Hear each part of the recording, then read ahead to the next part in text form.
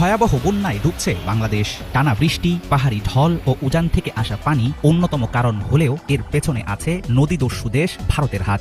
শুকনো মৌসুমে খরায় পুড়িয়ে ভরা বর্ষায় বাঁধ ছেড়ে দেওয়ার ব্যাপারে দিল্লির রয়েছে জঘন্য ইতিহাস।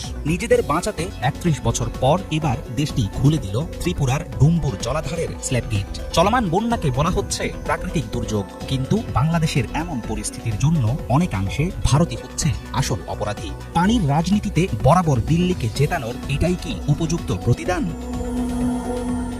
ঢাকার ঘনিষ্ঠ বন্ধু দাবি করে আসলেও দিল্লির একচোখা আচরণের কারণে রাজনৈতিক ও ভৌগোলিক দিক থেকে হুমকির মুখে আছে বাংলাদেশ। গত ১.৫ দশক ধরে দেশের ভেতরে নৌবন্দর, শর্তহীন করিডোর, রামপালে সুন্দরবন ধ্বংস করা বিদ্যুৎ প্রকল্প, মংলা বন্দর ও সমুদ্রে গ্যাস ব্লক ইজারা সহ অসংখ্য বিষয়ে ভারতকে একচেটিয়া সুবিধা দিয়েছে স্বৈরাচারী হাসিনা সরকার।